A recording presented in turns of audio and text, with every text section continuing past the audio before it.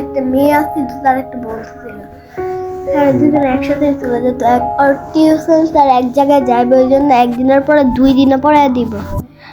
School কইরা ওরা যখন যাইতেছিল দুই বন্ধু, তখন টিউশন পড়ে আইতে প্রায় রাত হয়ে গেছে, বৃষ্টিও নামবো।